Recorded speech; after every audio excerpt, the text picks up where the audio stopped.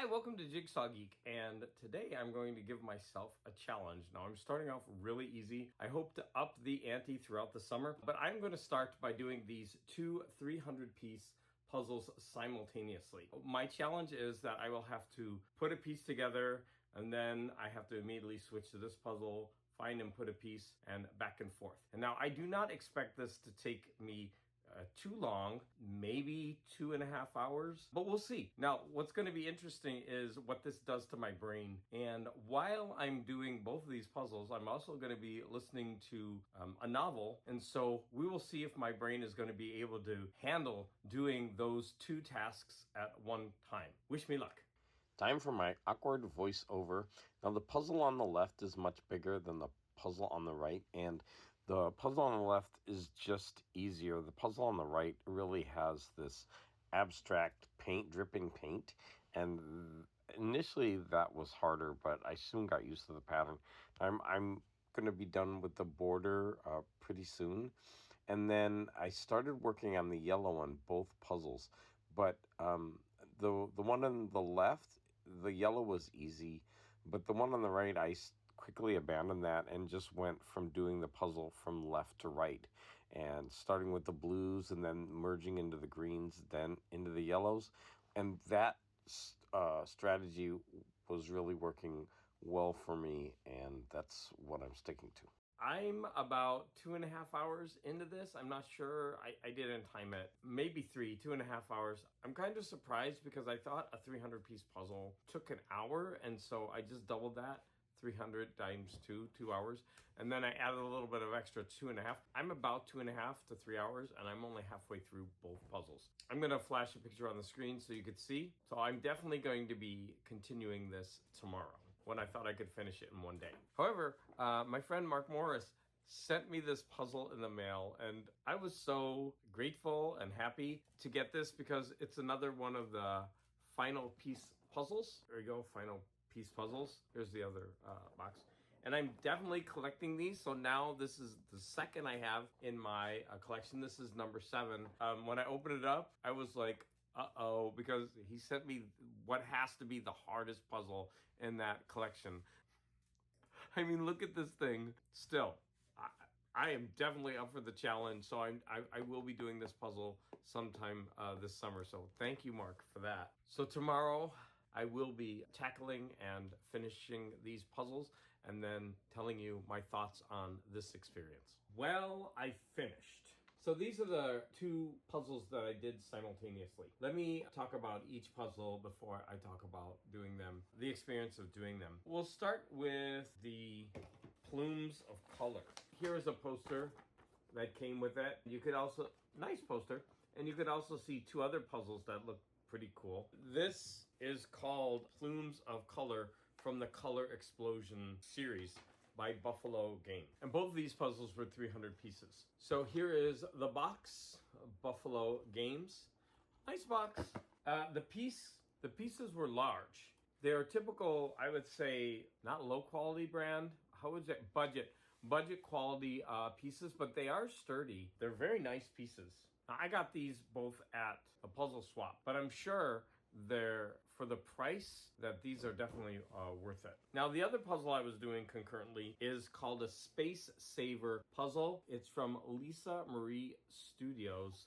And the poster actually has a blurb, which I'm going to put on the screen right there. And I'm going to read that to you. So Lisa Marie Studios, Bright Splash. Lisa Marie Studio creates murals, paintings, and designs that celebrate diversity, empower abundance, and share love. We help communities, individuals, and businesses create their best neighborhoods, spaces, and products by using vibrant color, inspiring imagery, and bold geometry to communicate values of equity, respect, and harmony. Led by award-winning LGBTQ+ artist, activist, and creator, director Lisa Marie Thalhammer, her team works both locally and internationally, creating well-known works such as the Love Mural. Together, we are painting this world a rainbow. There's the Siako puzzles, and you can follow them on those platforms. Now, this puzzle was much smaller. I'm going to say about half the size. When you compare the piece sizes, you can see. But this also feels like a a lower budget puzzle, but both pieces are really sturdy. They didn't bend. Overall, I was really happy with the quality of both puzzles. Now let's go ahead and watch the final time lapses. Welcome to Awkward Voiceover Part 2. Now I'm speaking quite loudly because I'm right next to the air conditioner. It's getting hot. But you could see that I'm going back and forth and I'm putting in the pieces, and it actually will look like sometimes I'm working on one puzzle more than the other, but I guarantee you that this is not the case. My dog just made a weird noise behind me.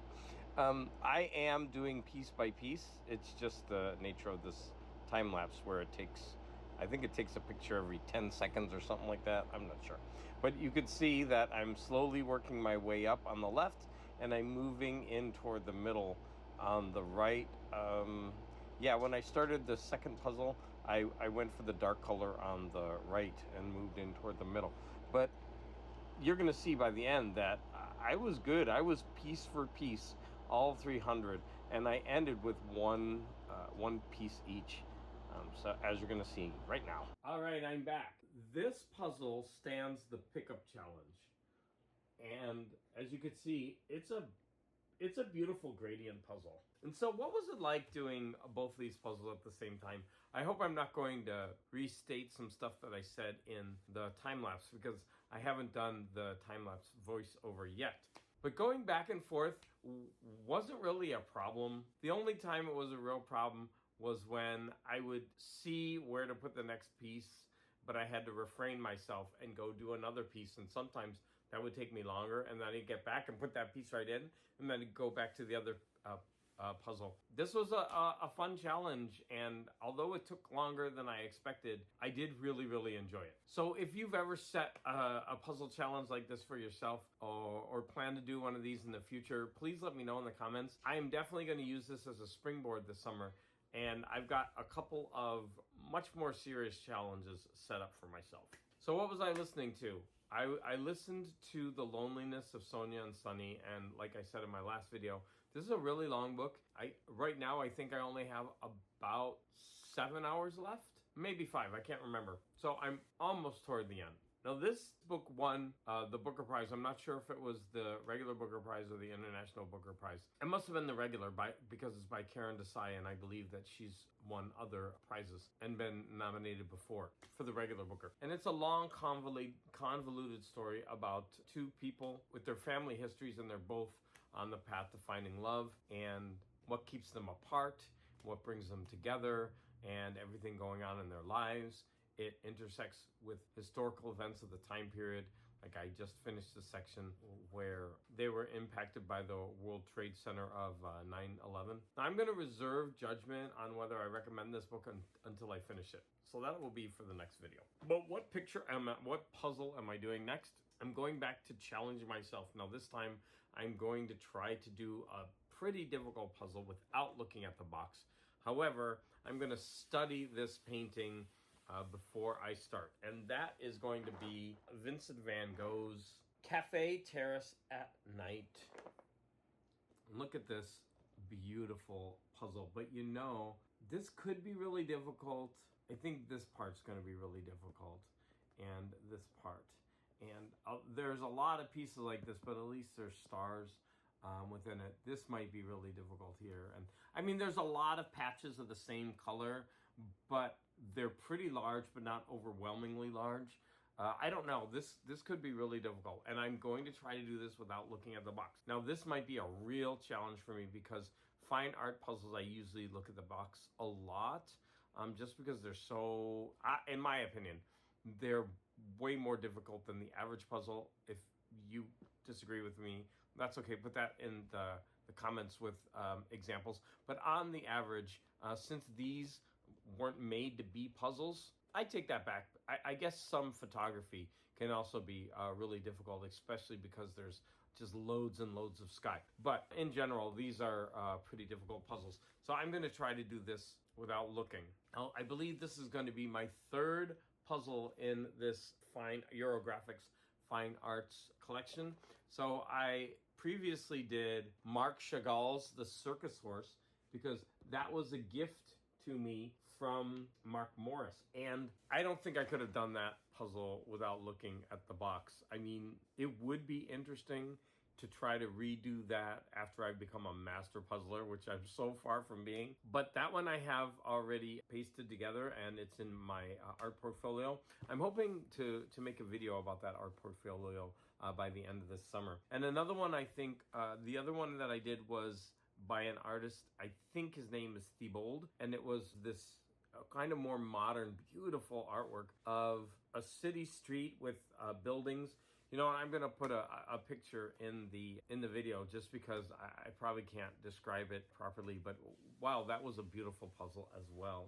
So these puzzle boxes are pretty cool, but they're gigantic. And so in my next video, when I'm going over this puzzle, I'm going to be talking about these boxes. I want to take this opportunity to thank you for your support. And of course, if you have any comments on this pretty easy challenge I set for myself, or on anything that I spoke about in general, then please do so. And I'll see you in the next video.